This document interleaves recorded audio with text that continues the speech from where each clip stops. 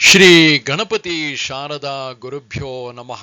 ಶ್ರೋತೃಗಳಿಗೆ ಶಾಂಕರ ಭಾಷ್ಯ ಸಹಿತ ಭಗವದ್ಗೀತೆಯಲ್ಲಿ ಮೋಕ್ಷ ಸನ್ಯಾಸ ಯೋಗವೆಂಬ ಅಷ್ಟಾದಶೋಧ್ಯಾಯಕ್ಕೆ ಸ್ವಾಗತ. ಶ್ಲೋಕ 40-56. ಅಥ ಅಷ್ಟಾದಶೋಧ್ಯಾಯಃ ಮೋಕ್ಷ ಸನ್ಯಾಸ ಯೋಗಃ. ಭಗವಂತನು ಹಿಂದಿನ ಶ್ಲೋಕಗಳಲ್ಲಿ ಕರ್ತೃ, ಕರ್ಮ, ಸುಖ, ಧೃತಿ ಇವುಗಳ ಕುರಿತಾಗಿ ತ್ರಿಗುಣಗಳ ಆಧಾರದ ಮೇಲೆ ಸಾತ್ವಿಕ, ರಾಜಸಿಕ, ತಾಮಸಿಕ ಭೇದಗಳನ್ನು ಹೇಳಿದ ನಂತರ ತ್ರಿಗುಣರಹಿತವಾದದ್ದು ಯಾವುದೊಂದೂ ಇಲ್ಲ ಎಂಬುದನ್ನು ನಿರೂಪಿಸುತ್ತಾ ಮುಂದಿನ ಶ್ಲೋಕದಲ್ಲಿ ಉಪಸಂಹಾರ ಮಾಡಲಿದ್ದಾನೆ. ಈ ಪ್ರಕರಣವನ್ನು, ಅಂದರೆ ಇದುವರೆಗೆ ಹೇಳಿದಂತಹ ತ್ರಿಗುಣದ ಆಧಾರದ ಮೇಲಿನ ಕರ್ತೃ, ಕರ್ಮ ಮತ್ತು ಸುಖ, ಧೃತಿಗಳನ್ನು ಉಪಸಂಹಾರ ಮಾಡುವುದಕ್ಕಾಗಿ ಈ ಶ್ಲೋಕವನ್ನು ಹೇಳುವುದಕ್ಕೆ ಮೊದಲು ಮಾಡಿರುತ್ತದೆ. ನ ತದಸ್ತಿ ಪೃಥಿವ್ಯಾಂ ವಾ ದಿವಿ ದೇವೇಶು ವಾ ಪುನಃ ಸತ್ವಂ ಪ್ರಕೃತಿ ಜೈರ್ಮುಕ್ತಂ ಯದೇಭಿಃ ಸ್ಯಾತ್ರಿಭಿರ್ಗುಣೈಃ. ಪೃಥ್ವಿಯಲ್ಲಾಗಲಿ, ಅಂತರಿಕ್ಷದಲ್ಲಾಗಲಿ, ದೇವತೆಗಳಲ್ಲಾಗಲಿ ಪ್ರಕೃತಿಜವಾದ, ಅಂದರೆ ಪ್ರಕೃತಿಜನ್ಯವಾದ ಈ ಮೂರು ಗುಣಗಳಿಂದ ಮುಕ್ತವಾದ ಸತ್ವವು ಯಾವುದೂ ಇರುವುದಿಲ್ಲ. ನ ತತ್ ಅಸ್ತಿ ತತ್ ನಾಸ್ತಿ, ಅದು ಇಲ್ಲವೇ ಇಲ್ಲ. ಪೃಥ್ವಿಯಲ್ಲಾಗಲಿ, ಮನುಷ್ಯರೇ ಮುಂತಾದವರಲ್ಲಾಗಲಿ, ಅಂತರಿಕ್ಷದಲ್ಲಿ ದೇವತೆಗಳಲ್ಲಾಗಲಿ ಪ್ರಕೃತಿಜವಾದ, ಪ್ರಕೃತಿಜನ್ಯದಿಂದ, ಪ್ರಕೃತಿಯಿಂದ ಹುಟ್ಟಿರುವ ಈ ಸತ್ವವೇ ಮುಂತಾದ ಮೂರು ಗುಣಗಳಿಂದ ಮುಕ್ತವಾದ, ಬಿಡಲ್ಪಟ್ಟದ್ದಾಗಿ ಯಾವುದಿರುವುದೋ ಅಂಥ ಸತ್ವವು ಪ್ರಾಣಿಜಾತವು ಅಥವಾ ಅದಕ್ಕಿಂತ ಬೇರೆಯಾದ ಪ್ರಾಣಿಯಲ್ಲದ ಅಚೇತನ ಪದಾರ್ಥವು ಈ ಮೂರೂ ಗುಣಗಳಿಂದ ಮುಕ್ತವಾದದ್ದು.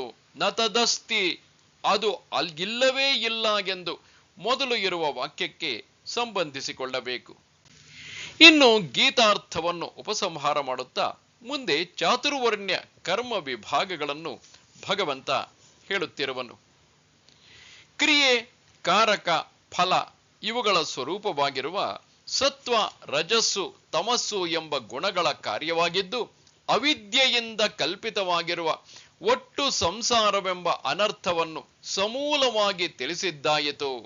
ವೃಕ್ಷದ ರೂಪಕವನ್ನು ಕಲ್ಪಿಸಿ ಹಿಂದೆ ಊರ್ಧ್ವಮೂಲಂ ಮುಂತಾದ ಶ್ಲೋಕಗಳಿಂದಲೂ ಇದನ್ನು ಹೇಳಿದ್ದಾಗಿದೆ. ಅದನ್ನು ದೃಢವಾದ ಅಸಂಗ ಶಸ್ತ್ರದಿಂದ ಕತ್ತರಿಸಿದ ಬಳಿಕ ಆ ಪದವನ್ನು ಹುಡುಕಬೇಕು ಎಂದು ಅಲ್ಲಿ ಹೇಳಿರುತ್ತದೆ. ಅದರಲ್ಲಿಯೂ ಎಲ್ಲವೂ ಮೂರು ಗುಣಗಳಿಂದಲೇ ಆಗಿರುವುದರಿಂದ ಸಂಸಾರ ಕಾರಣವಾದ ಬಂಧವು ನಿವೃತ್ತಿಯಾಗುವುದೇ ಹೊಂದುವುದಿಲ್ಲ ಎಂದಾಗುತ್ತದೆಯಾಗಿ ಅದರ ನಿವೃತ್ತಿಯು ಹೇಗೆ ಆಗುವುದೋ ಅದನ್ನು ಹೇಳಬೇಕಾಗಿದೆ. ಮತ್ತು ಸಕಲ ವೇದಗಳಲ್ಲಿಯೂ ಮತ್ತು ಸ್ಮೃತಿಗಳಲ್ಲಿಯೂ ಹೇಳಿರುವ ವಿಷಯವು ಪುರುಷಾರ್ಥವನ್ನು ಬಯಸುವವರು ಮಾಡಬೇಕಾದದ್ದು ಇಷ್ಟೇ ಎಂದು ಒಟ್ಟು ಗೀತಾಶಾಸ್ತ್ರದ ಅರ್ಥವನ್ನು ಉಪಸಂಹಾರ ಮಾಡಬೇಕಾಗಿರುತ್ತದೆ. ಅದಕ್ಕಾಗಿ ಬ್ರಾಹ್ಮಣ ಕ್ಷತ್ರಿಯ ವಿಷಾಂ ಮುಂತಾದ ಗ್ರಂಥವನ್ನು, ಅಂದರೆ ಮುಂತಾದ ಶ್ಲೋಕವನ್ನು ಈಗ ಪ್ರಾರಂಭಿಸಿರುತ್ತದೆ. ಬ್ರಾಹ್ಮಣ ಕ್ಷತ್ರಿಯ ವಿಷಾಂ ಶೂದ್ರಾಣಾಂಚ ಪರಂತಪ ಕರ್ಮಾಣಿ ಪ್ರವಿಭಕ್ತಾನಿ ಸ್ವಭಾವ ಪ್ರಭವೈರ್ಗುಣೈಃ. ಪರಂತಪನೆ, ಬ್ರಾಹ್ಮಣ, ಕ್ಷತ್ರಿಯ, ವೈಶ್ಯರಿಗೂ ಶೂದ್ರರಿಗೂ ಸ್ವಭಾವ ಪ್ರಭವವಾದ ಗುಣಗಳಿಂದ ಕರ್ಮಗಳು ವಿಂಗಡಿಸಲ್ಪಟ್ಟಿರುತ್ತವೆ. ಬ್ರಾಹ್ಮಣರು, ಕ್ಷತ್ರಿಯರು, ವೈಶ್ಯರು ಒಟ್ಟು ಸೇರಿ ಬ್ರಾಹ್ಮಣ, ಕ್ಷತ್ರಿಯ, ವೈಶ್ಯರುಗಳು. ಆ ಬ್ರಾಹ್ಮಣ, ಕ್ಷತ್ರಿಯ, ವೈಶ್ಯರಿಗೂ ಶೂದ್ರರಿಗೂ, ಇಲ್ಲಿ ಶೂದ್ರರನ್ನು ಸಮಾಸದಲ್ಲಿ ಸೇರಿಸದೇ ಇರುವುದು ಅವರು ಏಕಜಾತಿಗಳಾದ್ದರಿಂದಲೂ ವೇದಕ್ಕೆ ಅಧಿಕಾರಿಗಳಲ್ಲದ್ದರಿಂದಲೂ ಎಂದು ತಿಳಿಯಬೇಕು. ಎಲೈ ಪರಂತಪನೆ, ಇವರಿಗೆಲ್ಲ ಕರ್ಮಗಳು ವಿಂಗಡಿಸಲ್ಪಟ್ಟಿವೆ. ಒಂದರಿಂದೊಂದನ್ನು ವಿಂಗಡಿಸಿ ಗೊತ್ತು ಮಾಡಲ್ಪಟ್ಟಿರುತ್ತವೆ. ಏತರಿಂದ ವಿಂಗಡಿಸಲ್ಪಟ್ಟಿರುತ್ತವೆ ಎಂದರೆ ಸ್ವಭಾವ ಪ್ರಭವಗಳಾದ ಗುಣಗಳಿಂದ. ಸ್ವಭಾವವೆಂದರೆ ಈಶ್ವರನ ಪ್ರಕೃತಿಯಾದ ತ್ರಿಗುಣಾತ್ಮಕವಾದ ಮಾಯೆ. ಅದು ಯಾವ ಗುಣಗಳಿಗೆ ಪ್ರಭವವೋ ಕಾರಣವೋ ಅವು ಸ್ವಭಾವ ಪ್ರಭವಗಳು. ಅವುಗಳಿಂದ ಬ್ರಾಹ್ಮಣರೇ ಮೊದಲಾದವರಿಗೆ ಶಮವೇ ಮುಂತಾದ ಕರ್ಮಗಳು ವಿಂಗಡಿಸಲ್ಪಟ್ಟಿರುತ್ತವೆ. ಅಥವಾ ಬ್ರಾಹ್ಮಣ ಸ್ವಭಾವಕ್ಕೆ ಸತ್ವಗುಣವು ಪ್ರಭವವು ಕಾರಣವು. ಇದರಂತೆ ಕ್ಷತ್ರಿಯ ಸ್ವಭಾವಕ್ಕೆ ಸತ್ವವನ್ನು ಕಡಿಮೆಯಾಗುಳ್ಳ ರಜಸ್ಸು ಪ್ರಭವವು, ವೈಶ್ಯ ಸ್ವಭಾವಕ್ಕೆ ತಮಸ್ಸನ್ನು ಕಡಿಮೆಯಾಗಿ ಬೆರಕೆಯಲ್ಲಿ ಇಟ್ಟುಕೊಂಡಿರುವ ರಜಸ್ಸು ಪ್ರಭವವು, ಶೂದ್ರ ಸ್ವಭಾವಕ್ಕೆ ರಜಸ್ಸನ್ನು ಕಡಿಮೆಯಾಗಿ ಬೆರಕೆಯಲ್ಲಿ ಇಟ್ಟುಕೊಂಡಿರುವ ತಮಸ್ಸು ಪ್ರಭವವು ಎಂದು ಸ್ವಭಾವ ಪ್ರಭವೈ ಗುಣೈಹಿ ಎಂಬ ಮಾತಿನ ಅರ್ಥವನ್ನು ತಿಳಿಯಬೇಕು.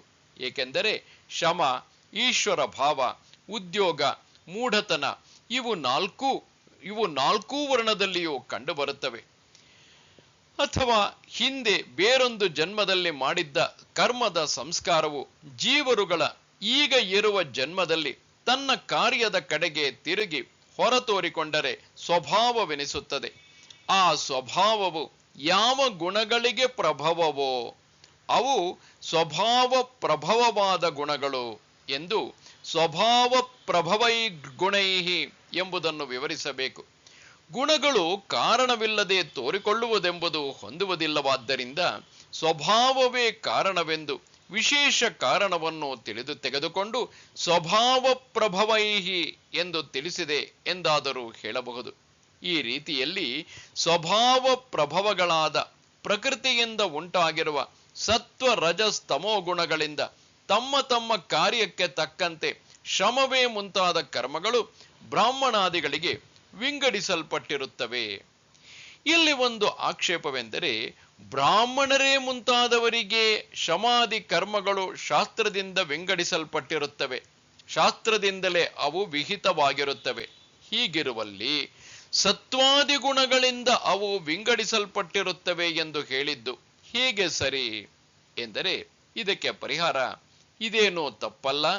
ಶಾಸ್ತ್ರದಲ್ಲಿಯೂ ಸತ್ವವೇ ಮುಂತಾದ ಆಯಾ ಗುಣಗಳನ್ನು ಅವಲಂಬಿಸಿಯೇ ಬ್ರಾಹ್ಮಣಾದಿಗಳಿಗೆ ಶಮಾದಿ ಕರ್ಮಗಳನ್ನು ವಿಂಗಡಿಸಿರುತ್ತದೆಯೇ ಹೊರತು ಗುಣಗಳನ್ನು ಲೆಕ್ಕಕ್ಕೆ ತೆಗೆದುಕೊಳ್ಳದೆ ವಿಂಗಡಿಸಿಲ್ಲ. ಆದ್ದರಿಂದ ಶಾಸ್ತ್ರದಲ್ಲಿ ಇವನ್ನು ವಿಂಗಡಿಸಿದ್ದರೂ ಇವು ಗುಣಗಳಿಂದ ವಿಂಗಡಿಸಲ್ಪಟ್ಟಿವೆ ಎಂದು ಹೇಳಿದ್ದು ಸರಿಯಾಗಿಯೇ ಇದೆ. ಈಗ ಆ ಕರ್ಮಗಳಾದರೂ ಯಾವುವು ಎಂದರೆ ಹೇಳುತ್ತಾನೆ, ಶಮೋ ದಮಸ್ತಪಶೌಚಂ ಕ್ಷಾಂತಿರಾರ್ಜವಮೇವ ಚ ಜ್ಞಾನಂ ವಿಜ್ಞಾನಮಾಸ್ತಿಕ್ಯಂ ಬ್ರಹ್ಮಕರ್ಮ ಸ್ವಭಾವಜಂ. ಶಮ, ದಮ, ತಪಸ್ಸು, ಶೌಚ, ಕ್ಷಾಂತಿ ಮತ್ತು ಆರ್ಜವವು, ಜ್ಞಾನ, ವಿಜ್ಞಾನ, ಆಸ್ತಿಕ್ಯ ಇವು ಸ್ವಭಾವಜವಾದ ಬ್ರಹ್ಮಕರ್ಮವು. ಶಮ ಮತ್ತು ದಮ ಇವು ಹಿಂದೆಯೇ ವಿವರಿಸಿದ ಅರ್ಥವುಳ್ಳವು. ತಪಸ್ಸು ಹಿಂದೆ ಹೇಳಿರುವ, ಅಂದರೆ ಹಿಂದಿನ ಅಧ್ಯಾಯದಲ್ಲಿ 17ನೇ ಅಧ್ಯಾಯದಲ್ಲಿ ಹೇಳಿರುವ ಶಾರೀರವೇ ಮುಂತಾದ ಕಾಯಿಕ, ವಾಚಿಕ, ಮಾನಸಿಕ ಮುಂತಾದ ಈ ತಪಸ್ಸುಗಳು. ಶೌಚವನ್ನು ಹಿಂದೆಯೇ 13ನೇ ಅಧ್ಯಾಯದಲ್ಲಿಯೇ ವಿವರಿಸಿದೆ. ಕ್ಷಾಂತಿ, ಕ್ಷಮೆ ಮತ್ತು ಆರ್ಜವವು ಸರಳತನವು. ಜ್ಞಾನವು ಅಂದರೆ ವಿಜ್ಞಾನವು, ಆಸ್ತಿಕ್ಯವು ಅಂದರೆ ಆಸ್ತಿಕ್ಯ ಭಾವವು, ಶಾಸ್ತ್ರದಲ್ಲಿ ಹೇಳಿರುವ ವಿಷಯಗಳಲ್ಲಿ ಶ್ರದ್ಧೆಗೆಡುವುದು. ಇದಿಷ್ಟು ಸ್ವಭಾವಜವಾದ ಬ್ರಹ್ಮಕರ್ಮವು, ಬ್ರಾಹ್ಮಣ ಜಾತಿಯ ಕರ್ಮವು. ಸ್ವಭಾವ ಪ್ರಭವವಾದ ಗುಣಗಳಿಂದ ಅಂದರೆ ಈ ಕರ್ಮಗಳು ಪ್ರವಿಭಕ್ತವಾಗಿರುತ್ತವೆ ಎಂದು ಹೇಳಿದ್ದಷ್ಟೇ. ಅದನ್ನೇ ಇಲ್ಲಿ ಸ್ವಭಾವಜ ಅಥವಾ ಕರ್ಮ ಎಂದಿದೆ.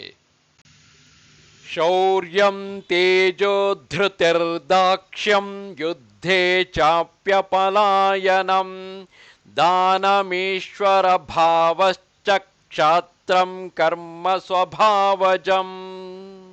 ಶೌರ್ಯ, ತೇಜಸ್ಸು, ಧೃತಿ, ದಾಕ್ಷ್ಯ ಮತ್ತು ಯುದ್ಧದಲ್ಲಿ ಓಡಿ ಹೋಗದಿರುವುದು, ದಾನವು ಮತ್ತು ಈಶ್ವರ ಭಾವವು ಇದು ಸ್ವಭಾವಜವಾದ ಕ್ಷಾತ್ರ ಧರ್ಮವು. ಶೌರ್ಯವು ಅಂದರೆ ಶೂರನ ಭಾವವು, ತೇಜಸ್ಸು ಅಂದರೆ ದಿಟ್ಟತನವು, ಧೃತಿ ಅಂದರೆ ಧರಿಸುವುದು. ಈ ಧೃತಿಯಿಂದ ಹಿಡಿದೆತ್ತಲ್ಪಟ್ಟವನು ಯಾವ ಅವಸ್ಥೆಗಳಲ್ಲಿಯೂ ಕುಸಿಯದೇ ಇರುತ್ತಾನೆ. ದಾಕ್ಷ್ಯವು ಅಂದರೆ ದಕ್ಷನ ಭಾವವು, ತಟ್ಟನೆ ಬಂದೊದಗಿರುವ ಕಾರ್ಯಗಳಲ್ಲಿ ಮೋಹವಿಲ್ಲದೆ ತೊಡಗುವುದು ಮತ್ತು ಯುದ್ಧದಲ್ಲಿ ಓಡಿ ಹೋಗದಿರುವುದು, ಶತ್ರುಗಳಿಗೆ ಬೆನ್ನು ತೋರಿಸದೇ ಇರುವುದು, ದಾನವು ಅಂದರೆ ಕೊಡತಕ್ಕ ವಸ್ತುಗಳಲ್ಲಿ ಧಾರಾಳವಾದ ಕೊಡುಗೈ ಇರುವುದು, ಮತ್ತು ಈಶ್ವರನ ಭಾವವು ಆಳಲ್ಪಡತಕ್ಕವರಲ್ಲಿ ತನ್ನ ಪ್ರಭುಶಕ್ತಿಯನ್ನು ತೋರಿಸಿಕೊಳ್ಳುವುದು. ಇದು ಸ್ವಭಾವಜನ್ಯವಾದ ಕ್ಷತ್ರಿಯರಿಗೆ ವಿಹಿತವಾದ ಕ್ಷಾತ್ರ ಧರ್ಮವು.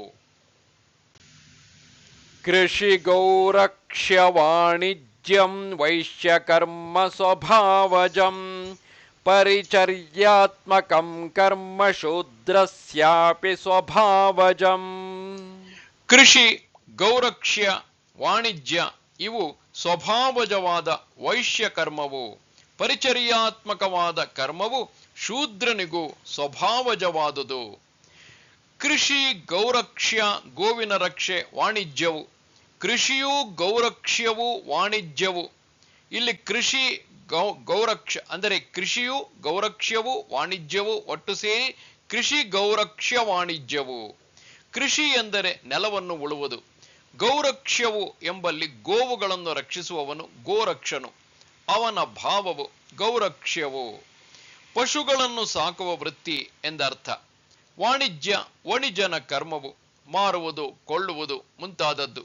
ಇದು ಸ್ವಭಾವಜನ್ಯವಾದ ವೈಶ್ಯ ಕರ್ಮವು, ವೈಶ್ಯ ಜಾತಿಯ ಕರ್ಮವು. ಪರಿಚರ್ಯಾತ್ಮಕವಾದ ಸೇವೆಯನ್ನು ಮಾಡುವ ಸ್ವಭಾವದ ಕರ್ಮವು ಶೂದ್ರನಿಗೂ ಸ್ವಭಾವಜನ್ಯವಾದುದು. ಈಗ ಸ್ವಧರ್ಮದ ಆಚರಣೆಯಿಂದ ಆಗುವ ವಿಶಿಷ್ಟ ಫಲವನ್ನು ಭಗವಂತನು ನಿರೂಪಿಸುತ್ತಿದ್ದಾನೆ. ಬೇರೆ ಬೇರೆಯ ಜಾತಿಗಳಿಗೆ ವಿಹಿತವಾಗಿರುವ ಈ ಕರ್ಮಗಳನ್ನು ಸರಿಯಾಗಿ ಮಾಡಿದ್ದರಿಂದ ಸ್ವಭಾವದಿಂದಲೇ, ಅವರವರ ಕರ್ಮದಿಂದಲೇ ಸ್ವಭಾವದಿಂದಲೇ ಸ್ವರ್ಗಪ್ರಾಪ್ತಿ ಎಂಬ ಫಲವು ಆಗುತ್ತದೆ. ವರ್ಣದವರು, ಆಶ್ರಮದವರು, ಸ್ವಕರ್ಮನಿಷ್ಠರಾಗಿದ್ದವರು ಸತ್ತ ಬಳಿಕ ಕರ್ಮ ಫಲವನ್ನು ಅನುಭವಿಸಿದ ಆಮೇಲೆ ಉಳಿದ ಕರ್ಮದ ಫಲವಾಗಿ ಆಯಾ ದೇಶ, ಜಾತಿ, ಕುಲ, ಧರ್ಮ, ಆಯಸ್ಸು, ಶಾಸ್ತ್ರಜ್ಞಾನ, ನಡತೆ, ಧನ, ಸುಖ, ಮೇಧಾಶಕ್ತಿ ಇವುಗಳಿಂದೊಡಗೂಡಿ ಜನ್ಮವನ್ನು ಹೊಂದುತ್ತಾರೆ ಮುಂತಾದ ಸ್ಮೃತಿಗಳು ಇದಕ್ಕೆ ಪ್ರಮಾಣವು. ಪುರಾಣದಲ್ಲಿಯೂ ಆಯಾ ವರ್ಣದವರು, ಆಶ್ರಮದವರು ಬೇರೆ ಬೇರೆಯ ಲೋಕವೆಂಬ ಫಲವನ್ನು ಹೊಂದುವರೆಂಬ ವಿಶೇಷವನ್ನು ಹೇಳಿರುವುದರಿಂದಲೂ ಹೀಗೆಂದು ತಿಳಿಯಬೇಕು. ಆದರೆ ಮತ್ತೊಂದು ಕಾರಣದಿಂದ ಈ ಮುಂದೆ ಹೇಳುವ ಫಲವು ವರ್ಣಾಶ್ರಮ ಧರ್ಮಕ್ಕೆ ಆಗುತ್ತದೆ. ಸ್ವೇ ಸ್ವೇ ಕರ್ಮಣ್ಯಭಿರತಃ ಸಂಸಿದ್ಧಿಂ ಲಭತೆ ನರಃ ಸ್ವಕರ್ಮ ನಿರತಃ ಸಿದ್ಧಿಂ ಯಥಾ ವಿಂದತಿ ತಚ್ಛೃಣು. ತನ್ನ ಕರ್ಮದಲ್ಲಿ ಅಭಿರತನಾದ ನರನು ಸಂಸಿದ್ಧಿಯನ್ನು ಹೊಂದುತ್ತಾನೆ. ಸ್ವಕರ್ಮ ನಿರತನು ಹೇಗೆ ಸಿದ್ಧಿಯನ್ನು ಹೊಂದುತ್ತಾನೋ ಅದನ್ನು ಹೇಳುವೆನು ಕೇಳು. ಮೇಲೆ ಹೇಳಿದಂತೆ ಬೇರೆ ಬೇರೆಯಾಗಿರುವ ಸ್ವರೂಪದ ತನ್ನ ಕರ್ಮದಲ್ಲಿ ಅಭಿರತನಾದ ತತ್ಪರನಾದ ನರನು, ಅಧಿಕಾರಿಯಾದ ಪುರುಷನು ಸಂಸಿದ್ಧಿಯನ್ನು ತನ್ನ ಕರ್ಮವನ್ನು ಮಾಡುವುದರಿಂದ ಅಶುದ್ಧಿಯೋ ಸವೆಯಲು ಶರೀರೇಂದ್ರಿಯಗಳು ಜ್ಞಾನನಿಷ್ಠೆಗೆ ತಕ್ಕವುಗಳಾಗುವವು ಎಂಬ ಸಂಸಿದ್ಧಿಯನ್ನು ಹೊಂದುವನು, ಪಡೆದುಕೊಳ್ಳುವನು. ತನ್ನ ಕರ್ಮವನ್ನು ಮಾಡಿದ ಮಾತ್ರದಿಂದಲೇ ನೇರಾಗಿ ಸಂಸಿದ್ಧಿಯಾಗುವುದೇನು ಎಂದರೆ ಹಾಗಲ್ಲ. ಮತ್ತೆ ಹೇಗೆಂದರೆ ಸ್ವಕರ್ಮ ನಿರತನಾಗಿದ್ದರೆ ಸಿದ್ಧಿಯನ್ನು ಹೇಗೆ ಯಾವ ಪ್ರಕಾರದಿಂದ ಹೊಂದುವನೋ ಅದನ್ನು ಹೇಳುವೆನು ಕೇಳು. ಯತಃ ಪ್ರವೃತ್ತಿರ್ಭೂತಾನಾಂ ಯೇನ ಸರ್ವಮಿದಂ ತತಂ ಸ್ವಕರ್ಮಣಾ ತಮಭ್ಯರ್ಚ್ಯ ಸಿದ್ಧಿಂ ವಿಂದತಿ ಮಾನವಃ. ಯಾವಾತನಿಂದ ಭೂತಗಳ ಪ್ರವೃತ್ತಿಯೋ, ಯಾವಾತನಿಂದ ಇದೆಲ್ಲವೂ ತತವಾಗಿರುವುದೋ ಸ್ವಕರ್ಮದಿಂದ ಆತನನ್ನು ಅಭ್ಯರ್ಚನೆ ಮಾಡಿದರೆ ಮಾನವನು ಸಿದ್ಧಿಯನ್ನು ಹೊಂದುತ್ತಾನೆ.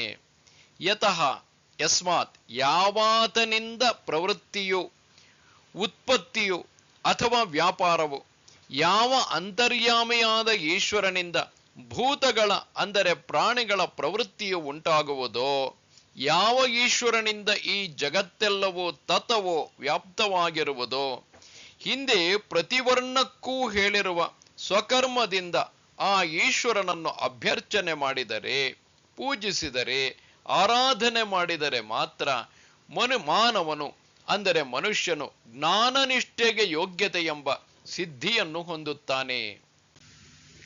ಶ್ರೇಯಾನ್ ಸ್ವಧರ್ಮೋ ವಿಗುಣಃ ಪರಧರ್ಮಾತ್ ಸ್ವನುಷ್ಠಿತಾತ್ ಸ್ವಭಾವನಿಯತಂ ಕರ್ಮ ಕುರ್ವನ್ನಾಪ್ನೋತಿ ಕಿಲ್ಬಿಷಂ. ಚೆನ್ನಾಗಿ ಅನುಷ್ಠಾನ ಮಾಡಿದ ಪರಧರ್ಮಕ್ಕಿಂತಲೂ ವಿಗುಣವಾದ ತನ್ನ ಧರ್ಮವೇ ಮೇಲು. ಸ್ವಭಾವ ನಿಯತವಾದ ಕರ್ಮವನ್ನು ಮಾಡುವವನು ಕಿಲ್ಬಿಷವನ್ನು ಹೊಂದುವುದಿಲ್ಲ. ಹೀಗಿದೆಯಷ್ಟೇ. ಆದ್ದರಿಂದ ಸ್ವಧರ್ಮವು ತನ್ನ ಧರ್ಮವು ವಿಗುಣವಾದರೂ ಮೂಲದಲ್ಲಿ ವಿಗುಣೋಪಿ ಎಂದು ಅಪಿಶಬ್ದವನ್ನು ಅಧ್ಯಾಹಾರ ಮಾಡಿಕೊಳ್ಳಬೇಕು. ಚೆನ್ನಾಗಿ ಮಾಡಿದ ಪರಧರ್ಮಕ್ಕಿಂತಲೂ ಶ್ರೇಯಸ್ಸು ಹೆಚ್ಚು ಮೇಲ್ತರದ್ದು ಸ್ವಭಾವ ನಿಯತವಾದ ಅಂದರೆ ಸ್ವಭಾವದಿಂದ ಗೊತ್ತಾಗಿರುವ. ಹಿಂದಿನ ಶ್ಲೋಕಗಳಲ್ಲಿ ಸ್ವಭಾವಜಂ ಎಂದು ಹೇಳಿದೆಯಲ್ಲ, ಅದನ್ನೇ ಎಲ್ಲಿ ಸ್ವಭಾವ ನಿಯತಂ ಎಂದು ಹೇಳಿದೆ. ಹೇಗೆ ವಿಷದಲ್ಲಿ ಹುಟ್ಟಿದ ಕ್ರಮಿಗೆ ವಿಷವು ದೋಷವನ್ನು ಉಂಟು ಮಾಡುವುದಿಲ್ಲವೋ, ಹಾಗೆ ಸ್ವಭಾವ ನಿಯತವಾದ ಕರ್ಮವನ್ನು ಮಾಡುವವನು ಕಿಲ್ಬಿಷವನ್ನು ಅಂದರೆ ಪಾಪವನ್ನು ಹೊಂದುವುದಿಲ್ಲ.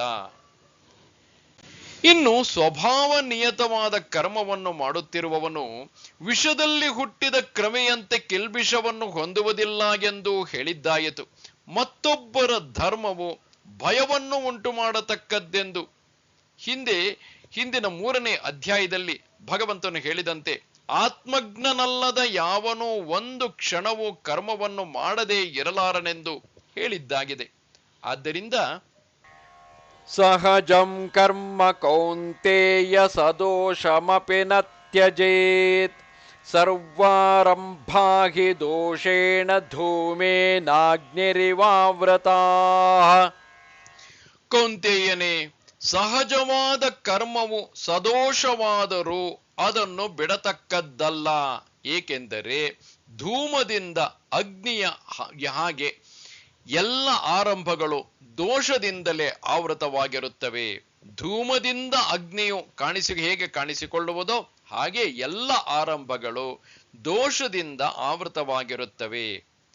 ಅಂದರೆ ಸಹಜವಾದ ಅಂದರೆ ಹುಟ್ಟಿದಾಗಿನಿಂದಲೇ ಉಂಟಾಗಿರುವ ಅದು ಯಾವುದು ಎಂದರೆ ಕರ್ಮವು ಎಲೈ ಕೌಂತೇಯನೇ ತ್ರಿಗುಣಾತ್ಮಕವಾಗಿರುವುದರಿಂದ ದೋಷವುಳ್ಳದ್ದೇ ಆದರೂ ಅದನ್ನು ಬಿಡತಕ್ಕದ್ದಲ್ಲ. ಏಕೆಂದರೆ ಸರ್ವಾರಂಭಗಳು ಆರಂಭಿಸಲ್ಪಡುವುದರಿಂದ ಕರ್ಮಗಳು ಆರಂಭಗಳು, ಎಲ್ಲಾ ಕರ್ಮಗಳು ಎಂದರ್ಥ.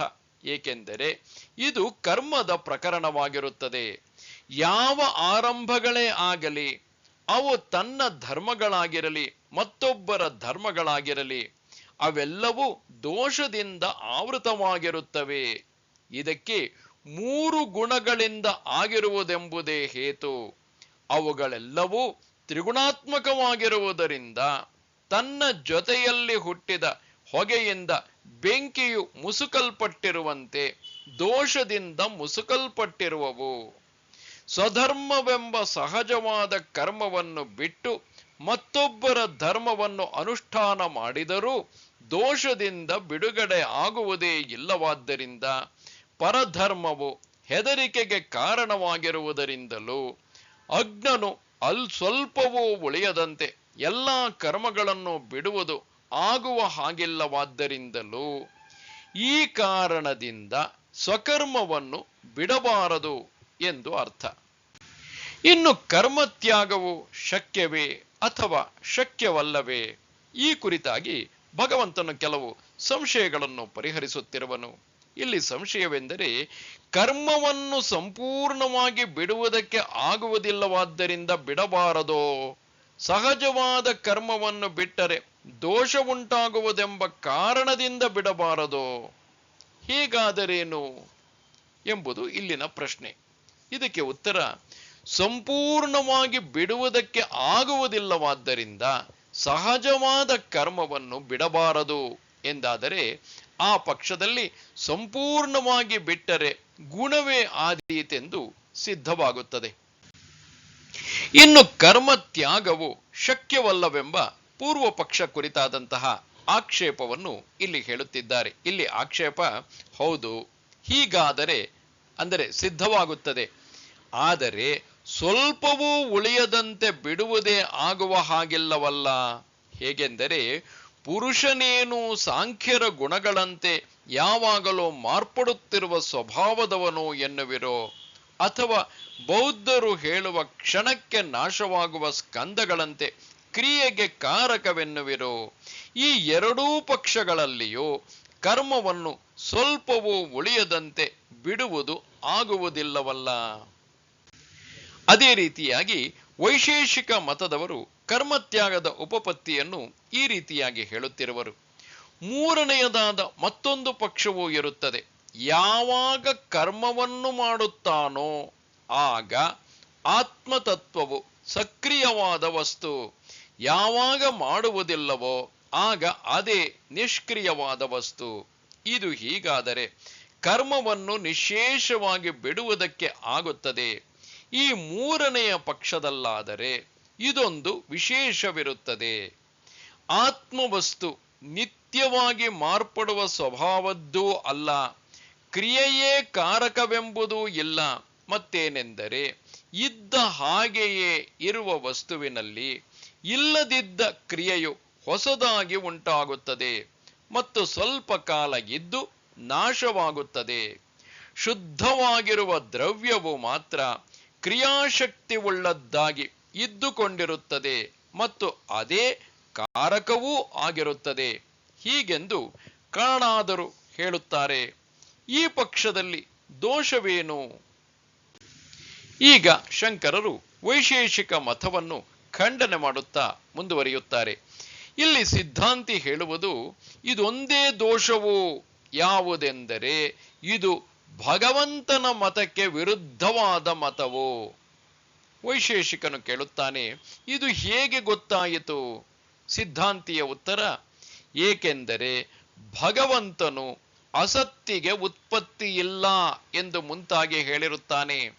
ಕಾಣಾದರ ಮತವು ಇಲ್ಲದ್ದು ಉಂಟಾಗುವುದು, ಇದ್ದದ್ದು ಇಲ್ಲವಾಗುವುದು ಎಂಬಿದೆ ಅಲ್ಲವೇ? ಆದ್ದರಿಂದ ಈ ಮತವು ಭಗವಂತನ ಮತಕ್ಕೆ ವಿರುದ್ಧವು.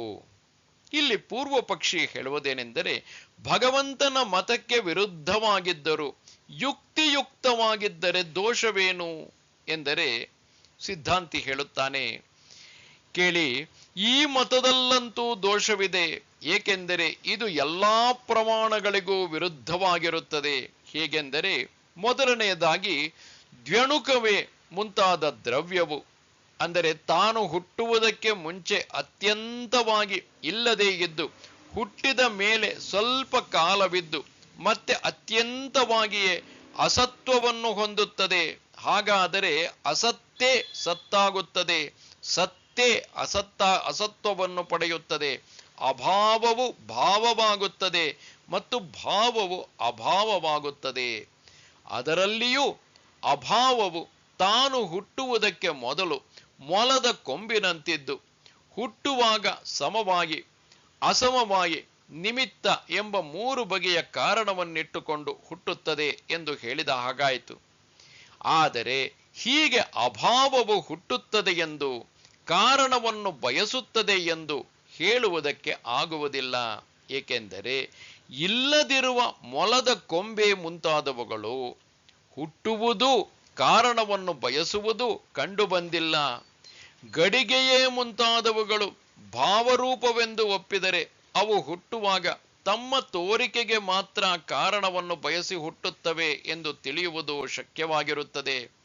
ಇದಲ್ಲದೆ ಅಸತ್ತು ಸತ್ತಾದರೆ ಮತ್ತು ಸತ್ತು ಅಸತ್ತಾದರೆ ಪ್ರಮಾಣ ಪ್ರಮೇಯ ವ್ಯವಹಾರಗಳಲ್ಲಿ ಹೀಗೆಯೇ ಇದು ಎಂಬ ನಂಬಿಕೆಯು ಯಾವುದರಲ್ಲಿಯೂ ಯಾರಿಗೂ ಉಂಟಾಗದೆ ಹೋದೀತು. ಏಕೆಂದರೆ ಆ ಸಂದರ್ಭದಲ್ಲಿ ಇರುವುದು ಇದ್ದೇ ಇರುತ್ತದೆ, ಇಲ್ಲದ್ದು ಇರುವುದೇ ಇಲ್ಲ ಎಂಬ ನಿಶ್ಚಯವೇ ಆಗದೆ ಹೋಗುತ್ತದೆ. ಇದಲ್ಲದೆ ದ್ವ್ಯಣುಕವೇ ಮುಂತಾದ ಕಾರ್ಯದ್ರವ್ಯವು ಹುಟ್ಟುತ್ತದೆ ಎಂದರೆ ತನ್ನ ಕಾರಣಕ್ಕೂ ಸತ್ತೆಗೂ ಸಂಬದ್ಧವಾಗುವುದು ಎಂದು ವೈಶೇಷಿಕರು ಹೇಳುತ್ತಾರೆ. ಇದರ ವಿವರ: ಹುಟ್ಟುವುದಕ್ಕೆ ಮೊದಲು ಕಾರ್ಯವು ಅಸತ್ತಾಗಿದ್ದು ಆಮೇಲೆ ಕಾರಣ ವ್ಯಾಪಾರವನ್ನು ಬಯಸಿ ತನ್ನ ಕಾರಣವಾದ ಪರಮಾಣುಗಳೊಡನೆಯೋ ಸತ್ತೆಯೊಡನೆಯೋ ಸಮವಾಯವೆಂಬ ಸಂಬಂಧದಿಂದ ಸಂಬದ್ಧವಾಗುತ್ತದೆ. ಹಾಗೆ ಸಂಬದ್ಧವಾಗಿ ಕಾರಣ ಸಮೇತವಾಗಿ ಸತ್ತಾಗುತ್ತದೆ ಎಂಬುದು ವೈಶೇಷಿಕರ ಮತವು. ಇಲ್ಲಿ ಅಸತ್ತಾದದ್ದಕ್ಕೆ ತನ್ನದಾದ ಕಾರಣವು ಹೇಗೆ ಇರಬೇಕು, ಏತರೊಡನೆಯಾದರೂ ಸಂಬಂಧವಾದರೂ ಹೇಗೆ ಆಗಬೇಕು ಎಂಬುದನ್ನು ಅವರು ತಿಳಿಸಿಕೊಡಬೇಕು.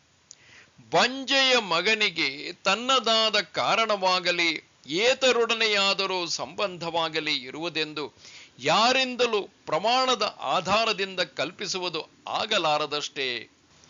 ಇಲ್ಲಿ ವೈಶೇಷಿಕರು ಹೇಳುವುದೇನೆಂದರೆ, ಹೀಗೆ ಅಭಾವಕ್ಕೆ ಸಂಬಂಧವನ್ನು ಕಲ್ಪಿಸುವುದೇ ಇಲ್ಲ. ದ್ವ್ಯಣುಕವೇ ಮುಂತಾದ ದ್ರವ್ಯಗಳಿಗೆ ಅಲ್ಲವೇ ತಮ್ಮ ಕಾರಣದೊಡನೆ ಸಮವಾಯವೆಂಬ ಸಂಬಂಧವಿರುವುದೆಂದು ಅವರು ಹೇಳುತ್ತಾರೆ. ಆದರೆ ಸಿದ್ಧಾಂತಿ ಹೇಳುವುದೇನೆಂದರೆ ಹಾಗಲ್ಲ. ಏಕೆಂದರೆ ಸಂಬಂಧವಾಗುವುದಕ್ಕಿಂತ ಮುಂಚೆ ಕಾರ್ಯವು ಇರುವುದೆಂದು ಅವರು ಒಪ್ಪುವುದಿಲ್ಲ. ಕುಂಬಾರ, ದಂಡ, ಚಕ್ರ ಮುಂತಾದವುಗಳು ಕೆಲಸ ಮಾಡುವುದಕ್ಕೆ ಮುಂಚೆ ಗಡಿಗೆಯೇ ಮುಂತಾದವುಗಳು ಇರುವವೆಂದೇನೋ ವೈಶೇಷಿಕರು ಒಪ್ಪಿರುವುದಿಲ್ಲ. ಮಣ್ಣೆ, ಗಡಿಗೆ ಮುಂತಾದವುಗಳ ಆಕಾರವನ್ನು ಪಡೆಯುವುದೆಂದು ಅವರು ಹೇಳುವುದಿಲ್ಲ. ಆದ್ದರಿಂದ ಇವೆರಡೂ ಹೋದರೆ ಉಳಿಯುವುದೇನೆಂದರೆ ಅಸತ್ತಾದ ಕಾರ್ಯಕ್ಕೆ ಸಂಬಂಧವನ್ನು ಅವರು ಒಪ್ಪಿದ್ದಾರೆಂದು ಆಗುತ್ತದೆ. ಆದರೆ ವೈಶೇಷಿಕರು ಹೇಳುವುದೇನೆಂದರೆ, ಅಸತ್ತಾಗಿರುವ ವಸ್ತುವಿಗೂ ಸಮವಾಯ ರೂಪವಾದ ಸಂಬಂಧವಿರುವುದು ವಿರುದ್ಧವಲ್ಲವಲ್ಲ ಎಂದರೆ ಸಿದ್ಧಾಂತಿ ಹೇಳುವುದು ಹಾಗಲ್ಲ. ಏಕೆಂದರೆ ಬಂಜೆಯ ಮಗನೇ ಮುಂತಾದ ಅಸತ್ ಪದಾರ್ಥಗಳಿಗೆ ಈ ಸಂಬಂಧವಿರುವುದು ಕಂಡುಬರುವುದಿಲ್ಲ. ಅಭಾವತ್ವವು ಸಮಾನವಾದರೂ ಗಡಿಗೆಯೇ ಮುಂತಾದವುಗಳ ಪ್ರಾಗ್ಭಾವಕ್ಕೆ ಸ್ವಕಾರಣ ಸಂಬಂಧವಾಗುವುದೇ ಹೊರತು ಬಂಜೆಯ ಮಗನೇ ಮುಂತಾದದ್ದಕ್ಕೆ ಆಗುವುದಿಲ್ಲ ಎಂದು ನೀವು ಅಭಾವದಲ್ಲಿ ವಿಶೇಷವನ್ನು ಹೇಳಬೇಕಾಗುತ್ತದೆ.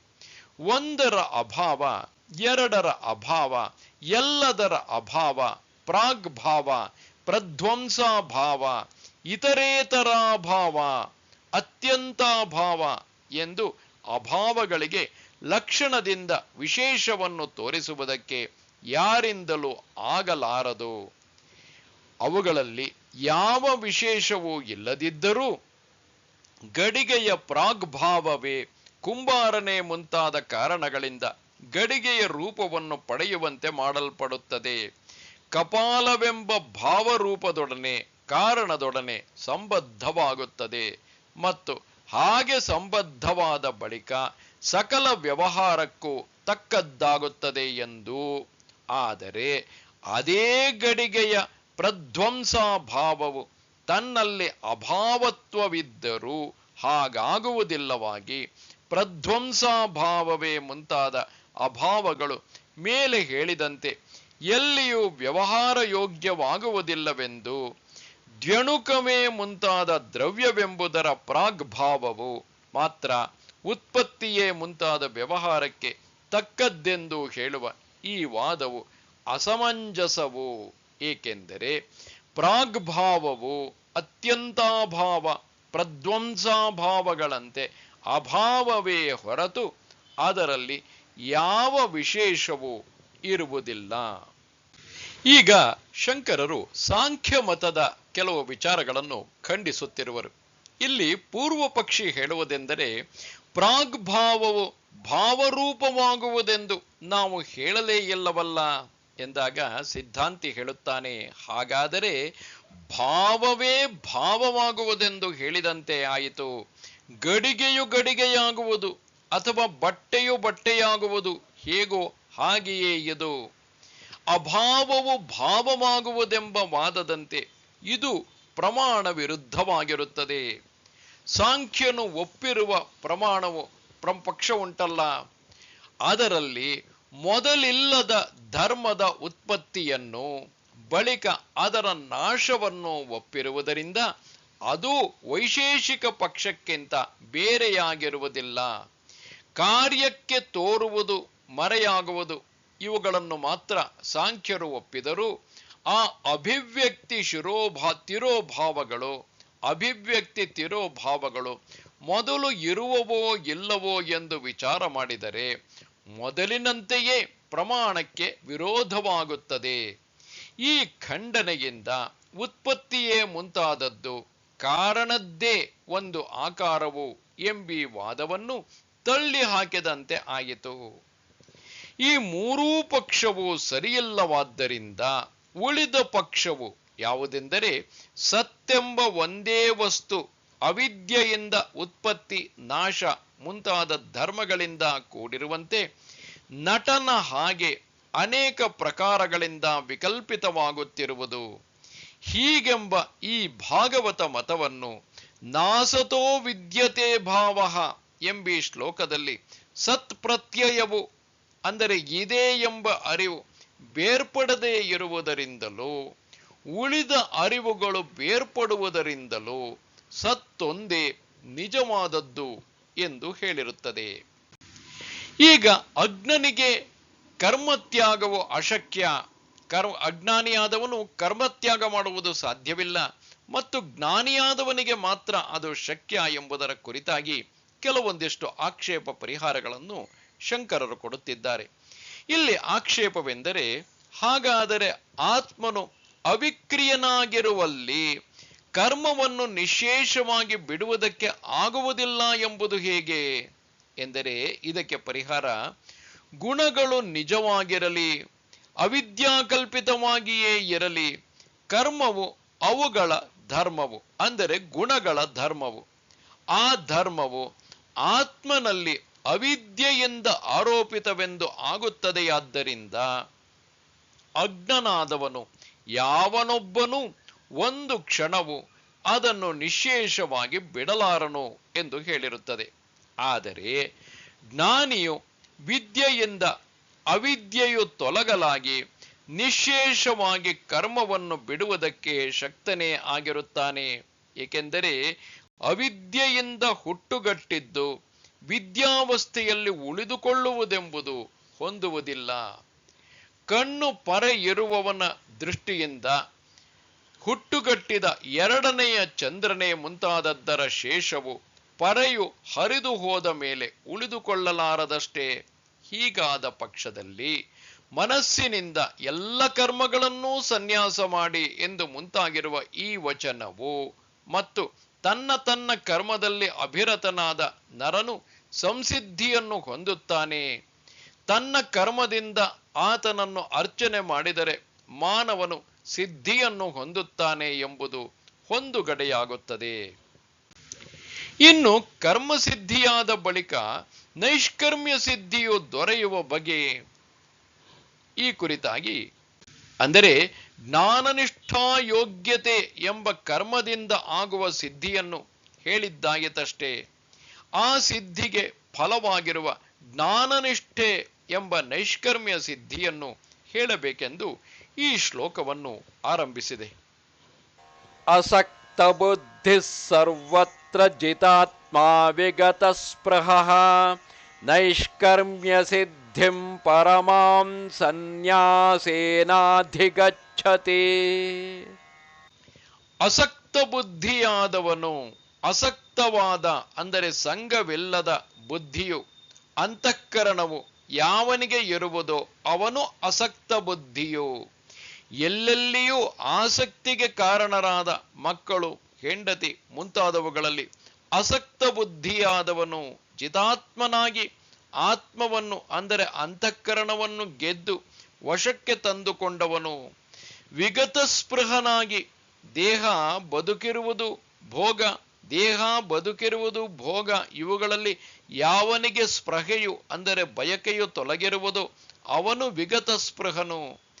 ಯಾವನು ಇಂಥ ಆತ್ಮಜ್ಞನೋ ಅವನು ನೈಷ್ಕರ್ಮ್ಯ ಸಿದ್ಧಿಯನ್ನು, ನಿಷ್ಕ್ರಿಯನಾದ ಬ್ರಹ್ಮಾತ್ಮನನ್ನು ಅರಿತುಕೊಂಡದ್ದರಿಂದ ಕರ್ಮಗಳು ಯಾವನನ್ನು ಬಿಟ್ಟು ತೊಲಗಿರುವವೋ ಅವನು ನಿಷ್ಕರ್ಮನು. ಅವನ ಭಾವವು ನೈಷ್ಕರ್ಮ್ಯವು. ನೈಷ್ಕರ್ಮ್ಯ ರೂಪವಾದ ನೈಷ್ಕರ್ಮ್ಯ ಸಿದ್ಧಿಯು ಅಥವಾ ನಿಷ್ಕ್ರಿಯವಾದ ಆತ್ಮಸ್ವರೂಪದಿಂದ ನೆಲೆನಿಲ್ಲುವುದೆಂಬ ನೈಷ್ಕರ್ಮ್ಯದ ಸಿದ್ಧಿಯು ಉಂಟಾಗುವಿಕೆಯು ನೈಷ್ಕರ್ಮ್ಯ ಸಿದ್ಧಿಯು ಎಂದು ಅರ್ಥ ಮಾಡಬಹುದು. ಇಂಥ ನೈಷ್ಕರ್ಮ್ಯ ಸಿದ್ಧಿಯನ್ನು ಅದು ಪರಮವಾದದ್ದು, ಕರ್ಮಜ ಸಿದ್ಧಿಗಿಂತ ಬೇರೆಯ ತೆರನಾದದ್ದು, ಈಗಲೇ ಮುಕ್ತಿಯನ್ನು ಪಡೆದು ನಿಲ್ಲುವ ರೂಪವಾದದ್ದು. ಇದನ್ನು ಸನ್ಯಾಸದಿಂದ, ಸಮ್ಯಕ್ ದರ್ಶನದಿಂದ ಅಥವಾ ಆ ದರ್ಶನಪೂರ್ವಕವಾದ ಸರ್ವಕರ್ಮ ಸನ್ಯಾಸದಿಂದ ಪಡೆದುಕೊಳ್ಳುತ್ತಾನೆ, ದೊರಕಿಸಿಕೊಳ್ಳುತ್ತಾನೆ. ಆದ್ದರಿಂದಲೇ ಹಿಂದೆ ಸರ್ವಕರ್ಮಗಳನ್ನು ಮನಸ್ಸಿನಿಂದ ಸನ್ಯಾಸ ಮಾಡಿ, ಅಂದರೆ ಏನೂ ಮಾಡದೆಯೇ ಮಾಡಿಸದೆಯೇ ಕುಳಿತಿರುತ್ತಾನೆ ಎಂದು ಹೇಳಿರುತ್ತದೆ. ಹಿಂದೆ ಹೇಳಿರುವ ಅಂದರೆ ಶ್ಲೋಕ 18ನೇ ಅಧ್ಯಾಯದ 46ನೇ ಶ್ಲೋಕದಲ್ಲಿ ಹೇಳಿರುವಂತೆ ಈಶ್ವರನನ್ನು ಅಭ್ಯರ್ಚನೆ ಮಾಡುವ ರೂಪದ ಸ್ವಕರ್ಮಾನುಷ್ಠಾನದಿಂದ ಉಂಟಾದ ಹಿಂದೆ ತಿಳಿಸಿದಂತಹ ಸಿದ್ಧಿಯನ್ನು ಹೊಂದಿರುವವನಿಗೆ ಆತ್ಮವಿವೇಕ ಜ್ಞಾನ ಉಂಟಾಗಲು ಕೇವಲಾತ್ಮ ಜ್ಞಾನನಿಷ್ಠಾರೂಪವಾದ ನೈಷ್ಕರ್ಮ್ಯವೆಂಬ ಸಿದ್ಧಿಯು ಯಾವ ಕ್ರಮದಿಂದ ಆಗುವುದೋ ಅದನ್ನು ಹೇಳಬೇಕೆಂದು ಭಗವಂತನು ಇಲ್ಲಿ ಹೇಳುತ್ತಿದ್ದಾನೆ. ಸಿದ್ಧಿಂ ಪ್ರಾಪ್ತೋ ಯಥಾ ಬ್ರಹ್ಮ ತಥಾಪ್ನೋತಿ ನಿಬೋಧ ಮೇ ಸಮಾಸೇನೈವ ಕೌಂತೇಯ ನಿಷ್ಠಾ ಜ್ಞಾನಸ್ಯ ಯಾ ಪರಾ. ಕೌಂತೇಯನೇ, ಸಿದ್ಧಿಯನ್ನು ಪಡೆದುಕೊಂಡವನು ಬ್ರಹ್ಮವನ್ನು ಹೇಗೆ ಹೊಂದುವನೋ ಅದನ್ನು ಸಮಾಸದಿಂದ ನನ್ನಿಂದ ತಿಳಿದುಕೋ. ಅದು ಜ್ಞಾನದ ಪರನಿಷ್ಠೆಯೋ. ಸಿದ್ಧಿಯನ್ನು ಹೊಂದಿದವನು ಅಂದರೆ ಸ್ವಕರ್ಮದಿಂದ ಈಶ್ವರನ ಸಮಭ್ಯರ್ಚನೆಯನ್ನು ಮಾಡಿ ಆತನ ಪ್ರಸಾದದಿಂದ ಉಂಟಾದ ಕಾಯೇಂದ್ರಿಯಗಳು ಜ್ಞಾನನಿಷ್ಠೆಗೆ ತಕ್ಕವುಗಳಾಗುವುದು ಎಂಬ ಸಿದ್ಧಿಯನ್ನು ಹೊಂದಿದವನು ಎಂದರ್ಥ. ಸಿದ್ಧಿಯನ್ನು ಹೊಂದಿದವನು ಎಂದು ಇಲ್ಲಿ ಅನುವಾದ ಮಾಡಿಕೊಂಡಿರುವುದು ಮುಂದಿನ ವಿಷಯವನ್ನು ತಿಳಿಸುವುದಕ್ಕಾಗಿ. ಯಾವುದಕ್ಕಾಗಿ ಇದನ್ನು ಅನುವಾದ ಮಾಡಿಕೊಂಡಿದೆಯೋ ಆ ಮುಂದೆ ತಿಳಿಸಬೇಕಾದದ್ದು ಯಾವುದು ಎಂದರೆ ಹೇಳುತ್ತಾನೆ, ಹೇಗೆ ಜ್ಞಾನನಿಷ್ಠೆಯ ರೂಪವಾದ ಯಾವ ಪ್ರಕಾರದಿಂದ ಬ್ರಹ್ಮವನ್ನು ಪರಮಾತ್ಮನನ್ನು ಪಡೆದುಕೊಳ್ಳುತ್ತಾನೋ ಅದನ್ನು, ಆ ಪ್ರಕಾರವನ್ನು, ಜ್ಞಾನನಿಷ್ಠೆಯನ್ನು ಪಡೆದುಕೊಳ್ಳುವ ಕ್ರಮವನ್ನು ನನ್ನಿಂದ ಅಂದರೆ ನನ್ನ ವಚನದಿಂದ ತಿಳಿದುಕೋ. ನೀನು ನಿಶ್ಚಯದಿಂದ ಗೊತ್ತು ಮಾಡಿಕೋ ಎಂದರ್ಥ. ವಿಸ್ತಾರವಾಗಿ ಏನು ಎಂದರೆ ಅಲ್ಲವೆಂದು ಹೇಳುತ್ತಾನೆ. ಸಮಾಸದಿಂದಲೇ ಸಂಕ್ಷೇಪವಾಗಿಯೇ ಎಲೈ ಕೌಂತೆಯನೇ ತಿಳಿದುಕೋ. ಹೇಗೆ ಬ್ರಹ್ಮವನ್ನು ಪಡೆದುಕೊಳ್ಳುತ್ತಾನೋ ಅದನ್ನು ತಿಳಿದುಕೋ ಎಂಬಿ ವಾಕ್ಯದಿಂದ ಬ್ರಹ್ಮ ಪ್ರಾಪ್ತಿಯನ್ನು ತಿಳಿಸಿದ್ದನಲ್ಲ, ಅದನ್ನು ಇದೇ ಅದು ಎಂದು ತಿಳಿಸುವುದಕ್ಕಾಗಿ ಅದು ಜ್ಞಾನದ ಪರನಿಷ್ಠೆ ಎಂದು ಹೇಳಿರುತ್ತಾನೆ. ನಿಷ್ಠೆ ಎಂದರೆ ಪರ್ಯವಸಾನವು, ಕೊನೆಗಾಣುವಿಕೆಯು ಎಂದರ್ಥ. ಯಾವುದರ ನಿಷ್ಠೆ ಎಂದರೆ ಬ್ರಹ್ಮಜ್ಞಾನದ ಹೆಚ್ಚಿನ ನಿಷ್ಠೆ. ಇಲ್ಲಿ ಪ್ರಶ್ನೆ, ಅದು ಹೇಗೆ ಇರುವುದು? ಉತ್ತರ, ಆತ್ಮಜ್ಞಾನವು ಹೇಗಿರುವುದೋ ಹಾಗಿರುವುದು. ಪ್ರಶ್ನೆ, ಅದು ಹೇಗಿರುವುದು? ಉತ್ತರ, ಆತ್ಮನು ಹೇಗಿರುತ್ತಾನೋ ಹಾಗೆ. ಪ್ರಶ್ನೆ, ಅವನು ಹೇಗಿರುತ್ತಾನೆ? ಉತ್ತರ, ಭಗವಂತನು ಹೇಗೆ ಹೇಳಿರುತ್ತಾನೋ, ಉಪನಿಷದ್ ವಾಕ್ಯಗಳು ಹೇಗೆ ಹೇಳಿರುವವೋ, ನ್ಯಾಯಗಳಿಂದಲೂ ಹೇಗೆ ನಿಶ್ಚಿತವಾಗಿರುವನೋ ಆತ್ಮನು ಹಾಗೆಯೇ ಇರುವನು. ಈಗ ಜ್ಞಾನನಿಷ್ಠೆಯನ್ನು ಪಡೆದುಕೊಳ್ಳುವುದು ಸಾಧ್ಯವೇ? ಇಲ್ಲಿರುವ ಆಕ್ಷೇಪವೆಂದರೆ ಜ್ಞಾನವು ವಿಷಯದ ಆಕಾರವಾಗಿರುತ್ತದೆ ಎಂಬುದು ಪ್ರಸಿದ್ಧವು. ಆದರೆ ಆತ್ಮನು ವಿಷಯನೆಂದು ಎಲ್ಲಿಯೂ ಒಪ್ಪಿಲ್ಲವಲ್ಲ, ಆಕಾರವುಳ್ಳವನೆಂದು ಒಪ್ಪಿರುವುದಿಲ್ಲವಲ್ಲ. ಇದಕ್ಕೆ ಏಕದೇಶೀಯ ಉತ್ತರ, ಆದಿತ್ಯವರ್ಣನು, ಪ್ರಕಾಶರೂಪನು, ಸ್ವಯಂ ಜ್ಯೋತಿಯು ಎಂದು ಆತ್ಮನಿಗೆ ಆಕಾರ ಉಂಟೆಂದು ಶ್ರುತಿಯಲ್ಲಿ ಹೇಳಿದೆಯಲ್ಲ. ಇದಕ್ಕೆ ಪರಿಹಾರವೆಂದರೆ ಹಾಗಲ್ಲ. ಏಕೆಂದರೆ ಆ ವಾಕ್ಯಗಳು ಆತ್ಮನು ತಮೋರೂಪನಲ್ಲವೆಂದು ಹೇಳುವುದಕ್ಕಾಗಿ ಮಾತ್ರ ಬಂದಿದೆ. ಆತ್ಮನಿಗೆ ದ್ರವ್ಯ ಗುಣ ಮುಂತಾದ ಯಾವುದರ ಆಕಾರವು ಇಲ್ಲವೆಂದು ಹೇಳಲಾಗಿ, ಹಾಗಾದರೆ ಅವನು ತಮೋರೂಪನಾಗಿರಬೇಕು ಎಂದಾಗುತ್ತದೆ. ಅದನ್ನು ಅಲ್ಲಗಳೆಯುವುದಕ್ಕಾಗಿ ಆದಿತ್ಯವರ್ಣನು ಮುಂತಾದ ವಾಕ್ಯಗಳು ಬಂದಿರುತ್ತವೆ ಎಂದು ತಿಳಿಯಬೇಕು. ಏಕೆಂದರೆ ರೂಪವಿಲ್ಲದವನು ಎಂದು ವಿಶೇಷವಾಗಿ ಆಕಾರವನ್ನೇ ಶ್ರುತಿಯಲ್ಲಿ ಸ್ಪಷ್ಟವಾಗಿ ಅಲ್ಲಗಳೆದಿರುತ್ತದೆ. ಆತ್ಮನು ವಿಷಯನಲ್ಲವಾದ್ದರಿಂದ ಆತ್ಮಜ್ಞಾನವು ಆಗಲಾರದು. ಆತನನ್ನು ನೋಡುವುದಕ್ಕೆ ರೂಪವೇ ಇರುವುದಿಲ್ಲ. ಯಾರೊಬ್ಬರೂ ಆತನನ್ನು ಕಣ್ಣಿಂದ ನೋಡಲಾರರು. ಶಬ್ದವಿಲ್ಲದ್ದು, ಸ್ಪರ್ಶವಿಲ್ಲದ್ದು ಎಂದು ಮುಂತಾದ ವಚನಗಳಿಂದ ಹೀಗೆಂದು ಸಿದ್ಧವಾಗಿರುತ್ತದೆ. ಆದ್ದರಿಂದ ಜ್ಞಾನವು ಆತ್ಮಾಕಾರವಾಗಿ ಆಗುವುದು ಎಂಬುದು ಯುಕ್ತವಲ್ಲ. ಇಲ್ಲಿ ಪ್ರಶ್ನೆ, ಹಾಗಾದ ಮೇಲೆ ಆತ್ಮನ ಜ್ಞಾನವು ಆಗುವುದು ಹೇಗೆ? ಏಕೆಂದರೆ ಯಾವ ಜ್ಞಾನವೇ ಆಗಲಿ, ತಾನು ಯಾವ ವಿಷಯದ ಜ್ಞಾನವೋ ಅದೆಲ್ಲ ಅದರ ಆಕಾರವುಳ್ಳದ್ದಾಗಿರುತ್ತದೆ. ಆದರೆ ಆತ್ಮನು ನಿರಾಕಾರನು ಎಂದು ಹೇಳಿದ್ದೀರಿ. ಜ್ಞಾನ ಆತ್ಮ ಎರಡೂ ನಿರಾಕಾರವಾದರೆ ಆ ಆತ್ಮನನ್ನು ಭಾವಿಸುವುದೆಂಬ ನಿಷ್ಠೆ ಹೇಗೆ ಆಗಬೇಕು ಎಂದರೆ, ಇದಕ್ಕೆ ಉತ್ತರ ಹಾಗಲ್ಲ. ಏಕೆಂದರೆ ಆತ್ಮನು ಅತ್ಯಂತ ನಿರ್ಮಲನಾಗಿ, ಅತಿ ಸ್ವಚ್ಛನಾಗಿ, ಅತಿ ಸೂಕ್ಷ್ಮನಾಗಿ ಇರುತ್ತಾನೆ. ಬುದ್ಧಿಯೂ ಕೂಡ ಆತ್ಮನಂತೆ ನಿರ್ಮಲವಾಗಿರುವುದೇ ಮುಂತಾದದ್ದು ಹೊಂದುತ್ತದೆಯಾದ್ದರಿಂದ ಅದು ಆತ್ಮಚೈತನ್ಯಾಕಾರವಾಗಿ ತೋರಿಕೊಳ್ಳಬಹುದಾಗಿರುತ್ತದೆ. ಮನಸ್ಸು ಬುದ್ಧಿಯ ಆಭಾಸವಾಗಿದೆ. ಇಂದ್ರಿಯಗಳು ಆ ಮನಸ್ಸಿನ ಆಭಾಸವಾಗಿವೆ. ದೇಹವು ಇಂದ್ರಿಯಗಳ ಆಭಾಸವಾಗಿದೆ. ಆದ್ದರಿಂದ ಲೋಕದ ಜನರು ಬರಿಯ ದೇಹದಲ್ಲಿಯೇ ಆತ್ಮಬುದ್ಧಿಯನ್ನು ಮಾಡುತ್ತಿದ್ದಾರೆ. ದೇಹವೇ ಚೈತನ್ಯವೆಂದು ಹೇಳುವ ಲೋಕಾಯತಿಕರು ಚೈತನ್ಯ ವಿಶಿಷ್ಟವಾದ ಶರೀರವೇ ಪುರುಷನು ಅನ್ನುತ್ತಿದ್ದಾರೆ. ಇದರಂತೆ ಇಂದ್ರಿಯವೇ ಚೈತನ್ಯವೆನ್ನುವವರು ಕೆಲವರು, ಮನಸ್ಸನ್ನು ಚೈತನ್ಯವೆನ್ನುವವರು ಕೆಲವರು, ಬುದ್ಧಿಯು ಚೈತನ್ಯವೆನ್ನುವವರು ಕೆಲವರು, ಅದಕ್ಕೂ ಒಳಗಿರುವ ಅವ್ಯಾಕೃತವೆಂಬ ಅವಿದ್ಯಾವಸ್ಥೆಯ ಅವ್ಯಕ್ತನನ್ನು ಆತ್ಮನೆಂದು ಕೆಲವರು ತಿಳಿದುಕೊಂಡಿರುತ್ತಾರೆ. ಬುದ್ಧಿಯು ಮೊದಲಾಗಿ ದೇಹದವರೆಗಿನ ಎಲ್ಲವುಗಳಲ್ಲಿಯೂ ಆತ್ಮ ಚೈತನ್ಯದ ತೋರಿಕೆಯೇ ಅವು ಆತ್ಮನೆಂಬ ಭ್ರಾಂತಿಗೆ ಕಾರಣವಾಗಿರುತ್ತದೆ. ಆದ್ದರಿಂದಲೂ ಆತ್ಮ ವಿಷಯವಾದ ಜ್ಞಾನವನ್ನು ವಿಧಿಸಬೇಕಾಗಿಲ್ಲ. ಮತ್ತೇನೆಂದರೆ, ನಾಮರೂಪವೇ ಮುಂತಾದ ಅನಾತ್ಮದ ಅಧ್ಯಾರೋಪಣವನ್ನು ತೊಲಗಿಸುವುದೊಂದನ್ನೇ ಮಾಡತಕ್ಕದ್ದು. ಆತ್ಮ ಚೈತನ್ಯದ ಅರಿವನ್ನು ಉಂಟು ಮಾಡಬೇಕಾದದ್ದೇನು ಇರುವುದಿಲ್ಲ. ಏಕೆಂದರೆ ಅವಿದ್ಯೆಯಿಂದ ಅಧ್ಯಾರೋಪಿತವಾಗಿರುವ ಸಮಸ್ತ ಪದಾರ್ಥಗಳ ಆಕಾರಗಳೊಡನೆ ಸಾಮಾನ್ಯವಾಗಿ ಕಂಡುಬರುತ್ತದೆ. ಆದ್ದರಿಂದಲೇ ಅಲ್ಲವೇ ವಿಜ್ಞಾನವಾದಿಗಳಾದ ಬೌದ್ಧರು ವಿಜ್ಞಾನಕ್ಕಿಂತ ಬೇರೆಯಾಗಿ ವಸ್ತುವೇ ಇಲ್ಲವೆಂದು ತಿಳಿದುಕೊಂಡಿರುತ್ತಾರೆ. ಅದು ತನ್ನಿಂದ ತಾನೇ ಜ್ಞಾತವಾಗುವುದೆಂದು ಅಂಗೀಕರಿಸುವುದರಿಂದ ಅದು ಮತ್ತೊಂದು ಪ್ರಮಾಣವನ್ನು ಬಯಸುವುದಿಲ್ಲವೆಂದು ತಿಳಿದುಕೊಂಡಿರುತ್ತಾರೆ. ಆದ್ದರಿಂದ ಅವಿದ್ಯೆಯಿಂದ ಆರೋಪಿತವಾಗಿರುವುದನ್ನು ಅಲ್ಲಗಳೆಯುವುದೊಂದೇ ಬ್ರಹ್ಮದ ವಿಷಯದಲ್ಲಿ ಮಾಡತಕ್ಕದ್ದೇ ಹೊರತು ಬ್ರಹ್ಮದ ವಿಜ್ಞಾನಕ್ಕಾಗಿ ಪ್ರಯತ್ನವನ್ನು ಮಾಡಬೇಕಾದದ್ದಿರುವುದಿಲ್ಲ. ಏಕೆಂದರೆ ಬ್ರಹ್ಮವು ಅತ್ಯಂತ ಪ್ರಸಿದ್ಧವಾಗಿರುತ್ತದೆ.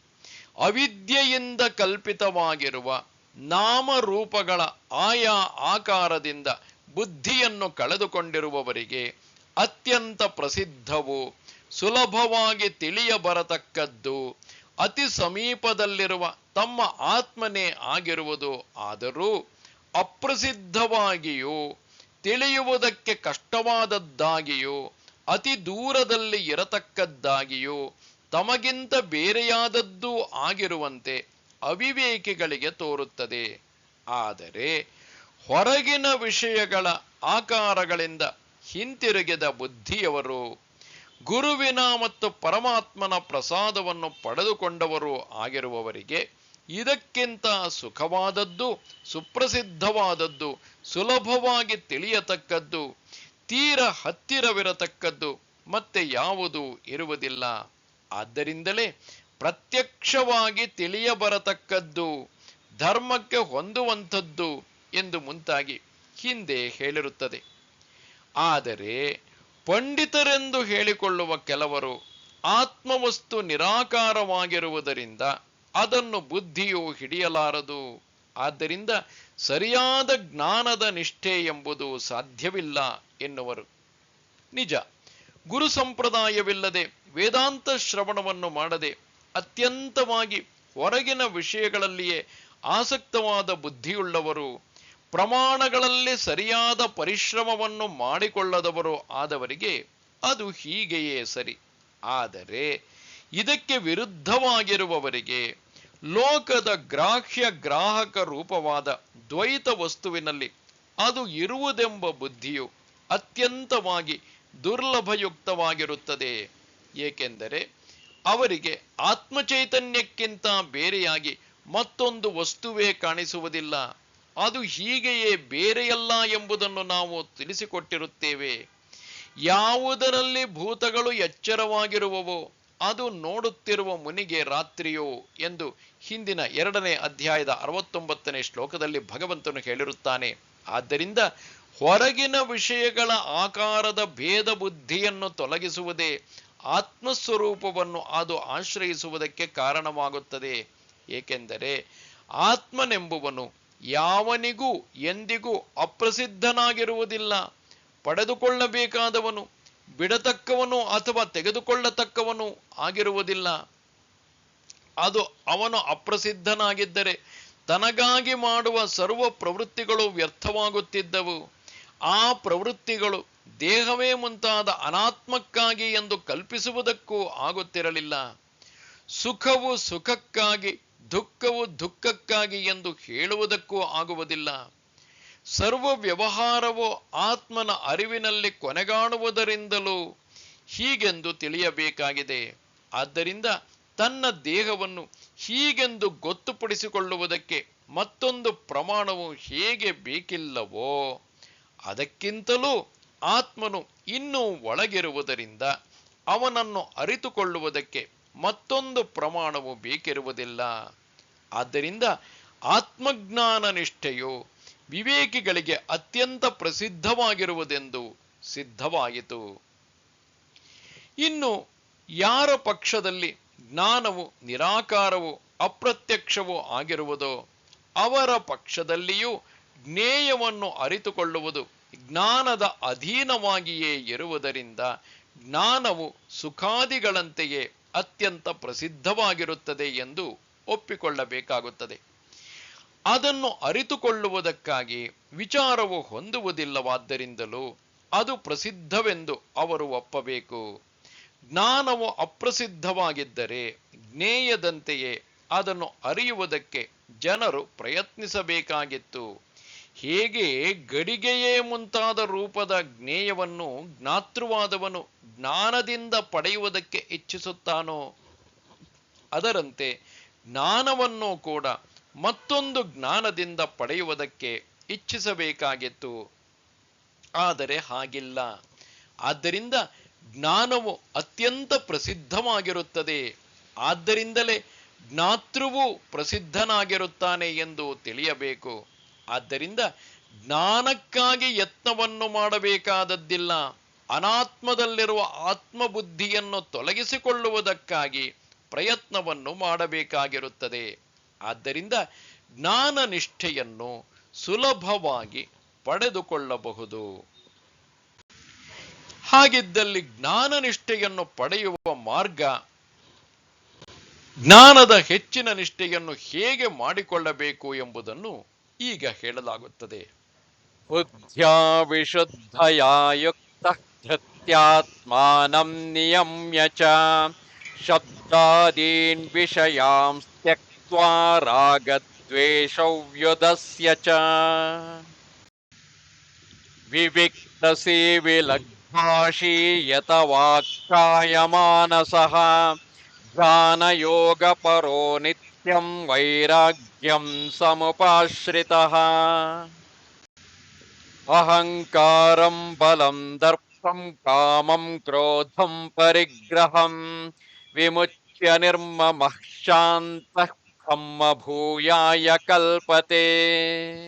ವಿಶುದ್ಧವಾದ ಬುದ್ಧಿಯಿಂದ ಯುಕ್ತನಾಗಿ ಧೃತಿಯಿಂದ ತನ್ನನ್ನು ನಿಯಮದಲ್ಲಿ ಇಟ್ಟುಕೊಂಡು ಶಬ್ದವೇ ಮುಂತಾದ ವಿಷಯಗಳನ್ನು ಬಿಟ್ಟು ರಾಗದ್ವೇಷಗಳನ್ನು ತಿರಸ್ಕರಿಸಿ ವಿವಿಕ್ತ ಸೇವೆಯು ಲಘುವಾಶಿಯು ಯಥವಾಕ್ಕಾಯ ಮಾನಸನೂ ಆಗಿ ಯಾವಾಗಲೂ ಧ್ಯಾನ ಯೋಗ ಪರನಾಗಿ ವೈರಾಗ್ಯವನ್ನು ಆಶ್ರಯಿಸಿ ಅಹಂಕಾರ ಬಲ ದರ್ಪ ಕಾಮ ಕ್ರೋಧ ಪರಿಗ್ರಹ ಇವನ್ನು ಬಿಟ್ಟು ನಿರ್ಮಮನೂ ಶಾಂತನೂ ಆಗಿರುವವನು ಬ್ರಹ್ಮಭೂಯಕ್ಕೆ ತಕ್ಕವನಾಗುತ್ತಾನೆ.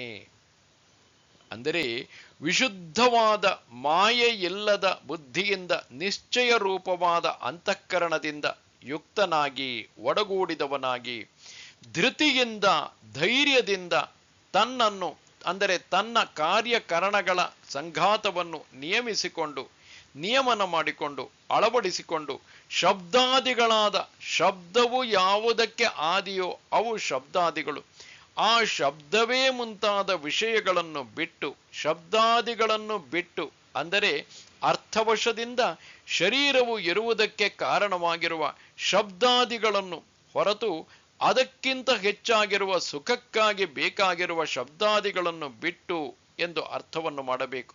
ಮತ್ತು ಶರೀರವು ಇರುವುದಕ್ಕಾಗಿ ಬೇಕಾಗಿ ಒದಗಿದ ವಿಷಯಗಳಲ್ಲಿ ರಾಗದ್ವೇಷಗಳನ್ನು ತಿರಸ್ಕರಿಸಿ ಬಿಟ್ಟು ಬಳಿಕ ವಿವಿಕ್ತ ಸೇವೆಯು ಅರಣ್ಯ ನದಿ ಮಳಲೊಟ್ಟಿಲು ಬೆಟ್ಟದ ಗವಿ ಮುಂತಾದ ಏಕಾಂತ ಸ್ಥಳಗಳನ್ನು ಸೇವಿಸುವ ಸ್ವಭಾವವು ಇವನದ್ದಾದ್ದರಿಂದ ಇವನು ವಿವಿಕ್ತ ಸೇವೆಯು.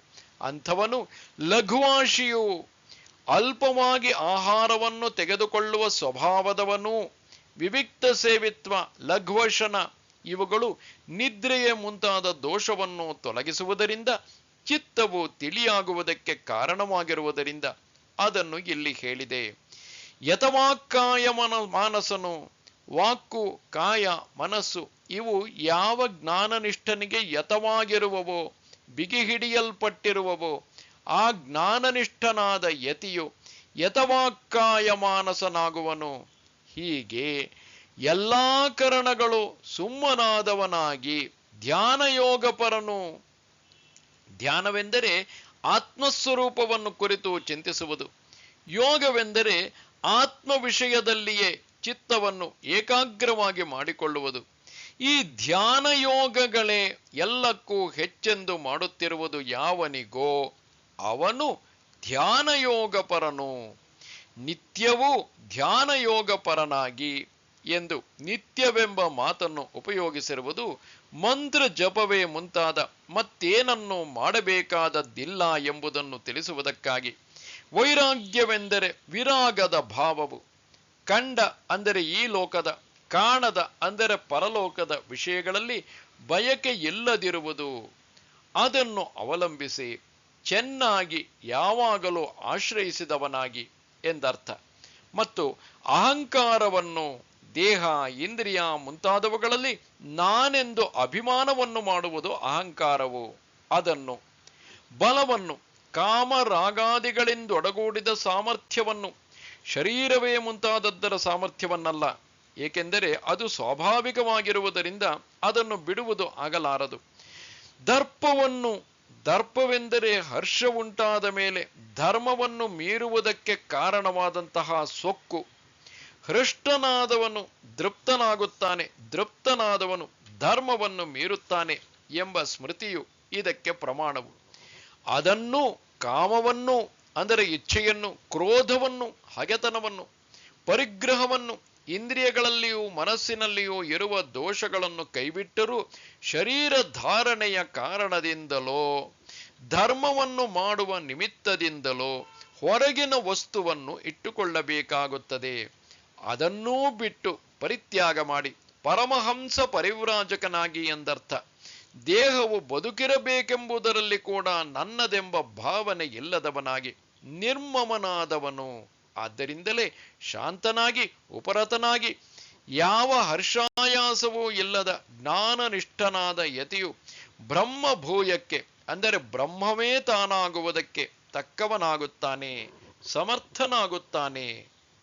ಇನ್ನು ಭಗವಂತನು ಹೀಗೆ ಜ್ಞಾನನಿಷ್ಠೆ ಹೊಂದುವುದರ ಫಲವನ್ನು ಹೇಳುತ್ತಿದ್ದಾನೆ. ಬ್ರಹ್ಮಭೂತ ಪ್ರಸನ್ನಾತ್ಮ ನ ಶೋಚತಿ ನ ಕಾಂಕ್ಷತೆ ಸಮಃ ಸರ್ವೇಷು ಭೂತೇಷು ಮದ್ಭಕ್ತಿಂ ಲಭತೆ ಪರಾಂ. ಬ್ರಹ್ಮವಾಗಿ ಪ್ರಸನ್ನಾತ್ಮನಾದವನು ಶೋಕಿಸುವುದಿಲ್ಲ, ಕಾಂಕ್ಷಿಸುವುದಿಲ್ಲ, ಸರ್ವಭೂತಗಳಲ್ಲಿಯೂ ಸಮನಾಗಿ ಪರವಾದ ಮದ್ಭಕ್ತಿಯನ್ನು ಪಡೆದುಕೊಳ್ಳುತ್ತಾನೆ. ಈ ಕ್ರಮದಿಂದ ಬ್ರಹ್ಮವಾಗಿ ಅಂದರೆ ಬ್ರಹ್ಮವನ್ನು ಸೇರಿ ಪ್ರಸನ್ನಾತ್ಮನಾದವನು, ತನ್ನೊಳಗೆ ಪ್ರಸನ್ನತೆಯನ್ನು ಹೊಂದಿದವನು ಶೋಕಿಸುವುದಿಲ್ಲ. ಯಾವುದಾದರೊಂದು ಪದಾರ್ಥದ ಕೊರತೆಯನ್ನಾಗಲಿ ತನ್ನಲ್ಲಿ ಯಾವುದಾದರೊಂದು ಕುಂದನ್ನಾಗಲಿ ಕುರಿತು ಶೋಕಿಸುವುದಿಲ್ಲ, ಕುದಿಯುವುದಿಲ್ಲ, ಬಯಸುವುದೂ ಇಲ್ಲ. ಶೋಕಿಸುವುದಿಲ್ಲ, ಬಯಸುವುದೂ ಇಲ್ಲ ಎಂಬುದು ಬ್ರಹ್ಮವಾದವನ ಸ್ವಭಾವವನ್ನೇ ಅನುವಾದ ಮಾಡಿದ್ದು.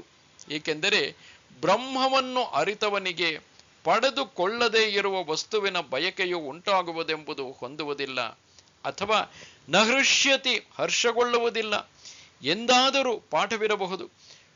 ಸರ್ವಭೂತಗಳಲ್ಲಿಯೂ ಸಮನಾಗಿ ತನ್ನಂತೆಯೇ ಎಲ್ಲಾ ಪ್ರಾಣಿಗಳಲ್ಲಿಯೂ ಸುಖವನ್ನಾಗಲಿ ದುಃಖವನ್ನಾಗಲಿ ಸಮವಾಗಿ ಕಾಣುವನು ಎಂದರ್ಥ. ಇಲ್ಲಿ ಆತ್ಮಸ್ವರೂಪವೆಂಬ ಸಮವನ್ನು ಕಾಣುವುದನ್ನು ಹೇಳಿರುವುದಿಲ್ಲ, ಏಕೆಂದರೆ ಮುಂದೆ ಭಕ್ತಿಯಿಂದ ತನ್ನನ್ನು ಗುರುತಿಸುತ್ತಾನೆ ಎಂದು ಅದನ್ನು ಹೇಳಿರುತ್ತದೆ.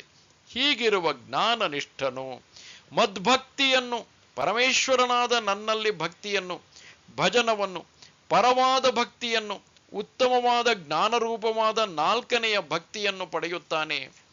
ತನ್ನನ್ನು 4 ವಿಧವಾದ ಭಕ್ತರು ಭಜಿಸುತ್ತಾರೆ ಎಂದಲ್ಲವೇ ಹಿಂದೆ ಹೇಳಿರುವುದು. ಭಕ್ತ್ಯಾ ಮಾಮಭಿಜಾನಾತಿ ಯಾವನ್ಯಸ್ತಾಸ್ಮಿ ತತ್ವತಃ ತತೋ ಮಾಂ ತತ್ವತೋ ಜ್ಞಾತ್ವಾ ವಿಶತೆ ತದನಂತರಂ.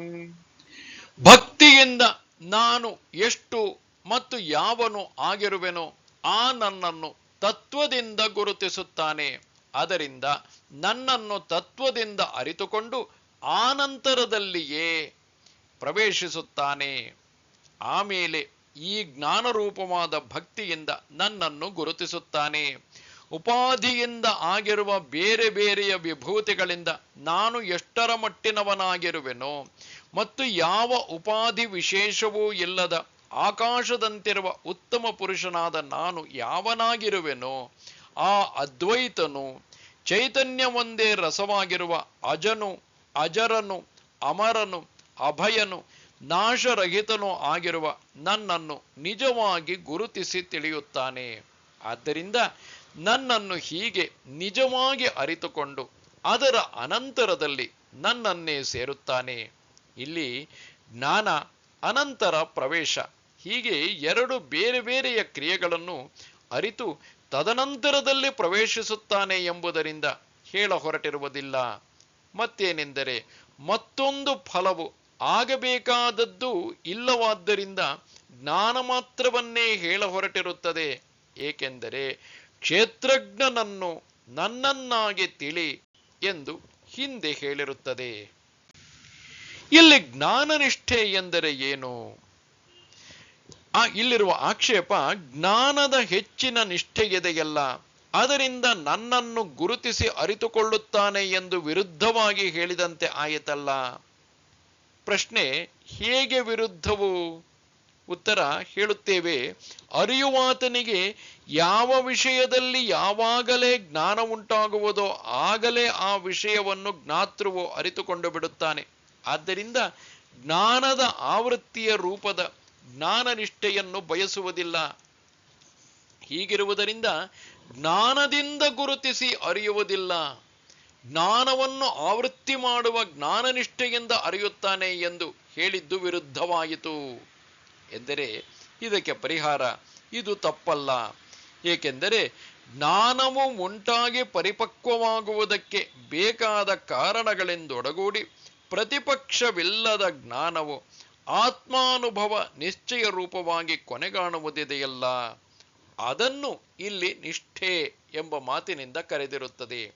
ಶಾಸ್ತ್ರದ ಮತ್ತು ಆಚಾರ್ಯರ ಉಪದೇಶದಿಂದ ಜ್ಞಾನ ಉಂಟಾಗಿ ಪರಿಪಕ್ವವಾಗುವುದಕ್ಕೆ ಬೇಕಾಗುವ ಸಹಕಾರಿ ಕಾರಣವಾದ ಚಿತ್ತಶುದ್ಧಿಯೇ ಮುಂತಾದದ್ದನ್ನು, ಅಮಾನಿತ್ವವೇ ಮುಂತಾದದ್ದನ್ನು ಬಯಸಿ ಉಂಟಾಗಿರುವ ಕ್ಷೇತ್ರಜ್ಞ ಪರಮಾತ್ಮೈಕ್ಯ ಜ್ಞಾನವು, ಕರ್ತೃತ್ವವೇ ಮುಂತಾದ ಕಾರಕಗಳು ಬೇರೆ ಬೇರೆ ಎಂಬ ಬುದ್ಧಿಯಿಂದ ಆಗುವ ಸರ್ವ ಕರ್ಮಗಳನ್ನು ಸನ್ಯಾಸ ಮಾಡುವುದನ್ನೊಡಗೂಡಿ ಸ್ವಾತ್ಮಾನುಭವ ನಿಶ್ಚಯ ರೂಪದಿಂದ ಕೊನೆಗಾಣುವುದಿದೆಯಲ್ಲ, ಅದನ್ನು ಹೆಚ್ಚಿನ ಜ್ಞಾನನಿಷ್ಠೆ ಎಂದು ಕರೆದಿರುತ್ತದೆ.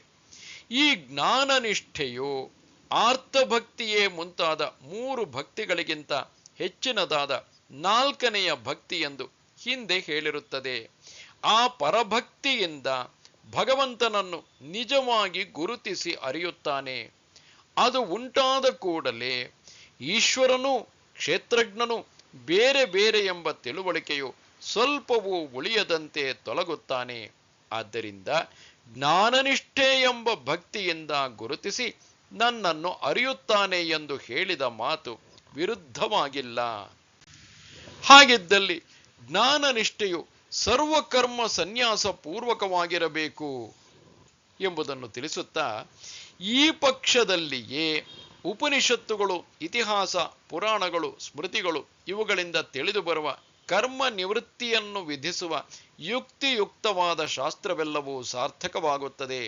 ಅದು ಯಾವುದೆಂದರೆ, ಆತ್ಮವನ್ನು ಅರಿತುಕೊಂಡು ಬಯಕೆಗಳನ್ನು ಬಿಟ್ಟೆದ್ದು ಭಿಕ್ಷಾಚರ್ಯೆಯನ್ನು ಮಾಡುವರು.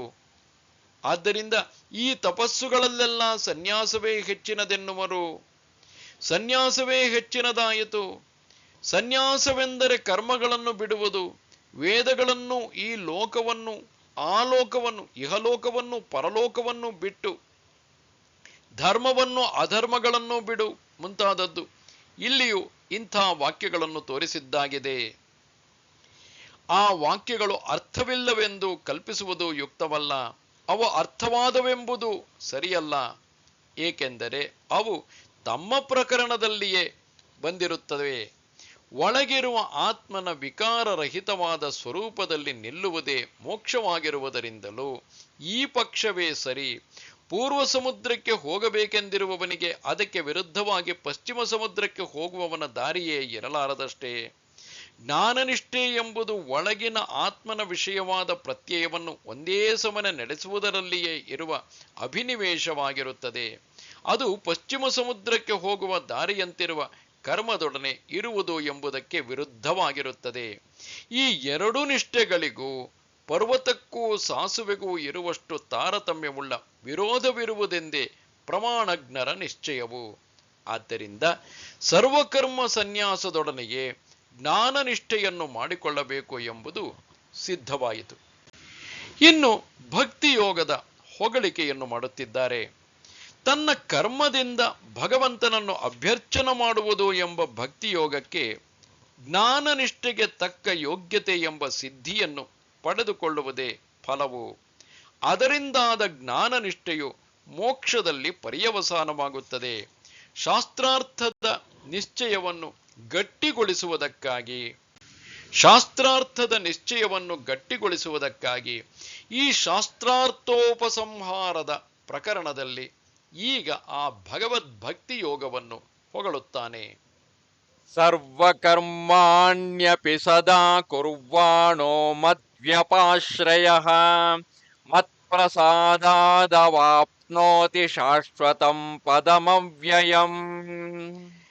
ಎಲ್ಲಾ ಕರ್ಮಗಳನ್ನು ಯಾವಾಗಲೂ ಮಾಡುತ್ತಿದ್ದರೂ ಮದ್ವ್ಯಪಾಶ್ರಯನಾದವನು ಮತ್ಪ್ರಸಾದದಿಂದ ಶಾಶ್ವತವಾದ ಅವ್ಯಯವಾದ ಪದವನ್ನು ಪಡೆಯುತ್ತಾನೆ. ಎಲ್ಲಾ ಕರ್ಮಗಳನ್ನು, ಪ್ರತಿಷಿದ್ಧ ಕರ್ಮಗಳನ್ನು ಕೂಡ ಮಾಡುತ್ತಿದ್ದರೂ ಯಾವಾಗಲೂ ಮದ್ವ್ಯಪಾಶ್ರಯನು, ನನ್ನನ್ನೇ ಆಶ್ರಯಿಸಿದವನು, ವಾಸುದೇವನಾದ ನಾನು ಈಶ್ವರನು ಯಾವನಿಗೆ ವ್ಯಪಾಶ್ರಯವೋ ಆಶ್ರಯ ಸ್ಥಾನವೋ ಅವನು ಮದ್ವ್ಯಪಾಶ್ರಯನು, ನನ್ನಲ್ಲಿಯೇ ಸರ್ವಾತ್ಮ ಭಾವವನ್ನು ಅರ್ಪಿಸಿದಾತನು ಎಂದರ್ಥ. ಆತನೂ ಕೂಡ ಮತ್ಪ್ರಸಾದದಿಂದ, ಈಶ್ವರನಾದ ನನ್ನ ಪ್ರಸಾದದಿಂದ ಶಾಶ್ವತವಾದ ನಿತ್ಯವಾದ ನಾಶವಿಲ್ಲದ ವೈಷ್ಣವ ಪದವನ್ನು ಪಡೆಯುತ್ತಾನೆ. ನಮಸ್ತೆ ಶಾರದೆ ದೇವಿ ಕಾಶ್ಮೀರ ಪುರವಾಸಿನಿ ತ್ವಾಮಹಂ ಪ್ರಾರ್ಥೆಯೇ ನಿತ್ಯಂ. ವಿದ್ಯಾದಾನಂಚ ದೇಹಿಮೆ. ನಮಸ್ಕಾರ.